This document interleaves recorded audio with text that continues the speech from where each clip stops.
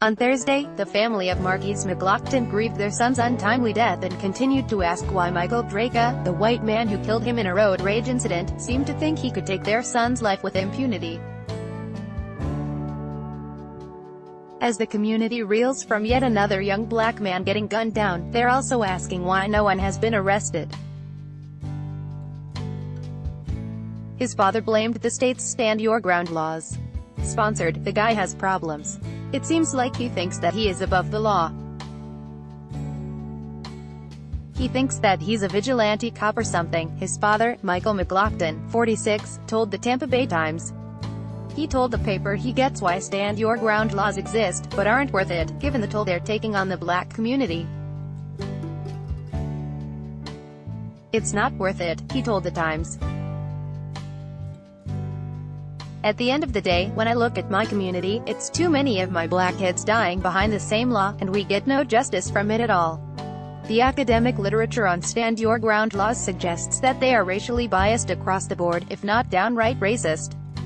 In Race, Law, and Health Examination of Stand Your Ground and Defendant Convictions in Florida, published in the Journal of Social Science and Medicine, biostatisticians and criminal justice experts found disturbing racial disparities in how justifiable homicide laws were applied in Florida.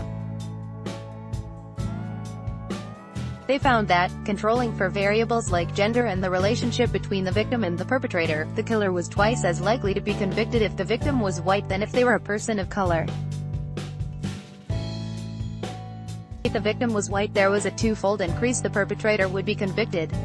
Professor Kian Gilbert, who helped author the study, tells Raw Story. Their findings comport with earlier work that used FBI data to depict the problem on a national level.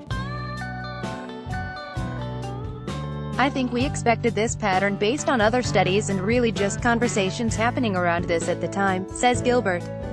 "One of the reasons is really the existence of these laws and the way they are written.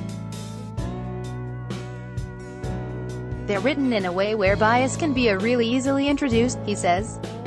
He points out that police might even be less likely to make an arrest, for fear that a justifiable homicide claim might make them liable in the future. Then there's racial bias among juries. It creates a multi-layered problem. The potential impunity opened by Stand Your Ground laws makes for a powder keg. We have these racial conflicts daily in our country. Sometimes they lead to violence.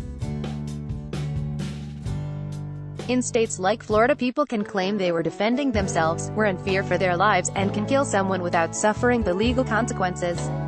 The deadly encounter started when Draka confronted his girlfriend over a parking spot. McLaughlin, buying snacks in a convenience store, heard the argument and went outside. He pushed Draka, who fell to the ground, then pulled out a gun and shot him dead.